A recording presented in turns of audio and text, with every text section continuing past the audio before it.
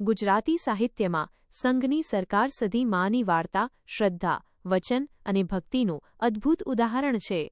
આ ઇતિહાસ મુખ્યત્વે ઉત્તર ગુજરાતના રબારી સમાજ અને સંઘ યાત્રાળુઓનો સમૂહ સાથે જોડાયેલો છે. અહીં સધી માના ઇતિહાસની ટૂંકી અને રસપ્રદ વાર્તા છે. 1. ઇતિહાસની પૃષ્ઠભૂમિ. વર્ષો પહેલાં જ્યારે વાહન વ્યવહારની સુવિધા નહોતી, ત્યારે લોકો પગપાળા સંઘ લઈને યાત્રાએ જતા.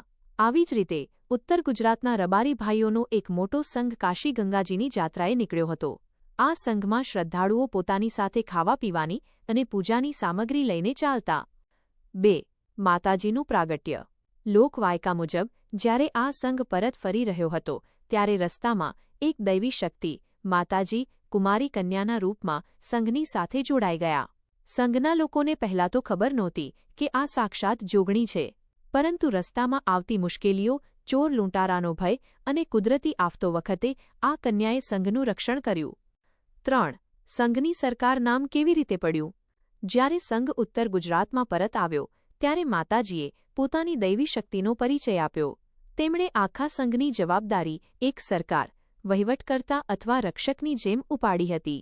સંઘ એટલે કે યાત્રાળુઓનો સમૂહ, સરકાર એટલે કે જે આખા સમૂહનું પાલન, પોષણ અને રક્ષણ કરે.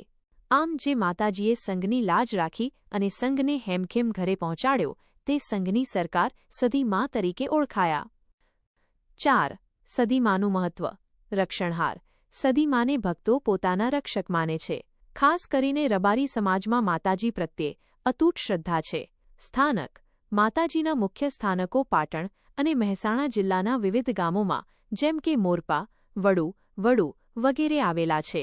પરચો. માનવામાં આવે છે કે સધી મા આજે પણ પોતાના ભક્તોની વહારે આવે છે અને સંકટ સમયે તેમની રક્ષા કરે છે. ટૂંકમાં કહીએ તો સંઘની સરકાર સધી મા એટલે એવી શક્તિ જેમણે ગંગાજીના કાંઠેથી આવીને ગુજરાતના સંઘનું રક્ષણ કર્યું અને આજે પણ લાખો શ્રદ્ધાળુઓના હૃદયમાં સરકાર બનીને બિરાજે છે. તમારી પાસે આ ઇતિહાસ વિશે કોઈ ચોક્કસ ગામ કે પ્રસંગની માહિતી જાણવી હોય તો ચોક્કસ જણાવજો.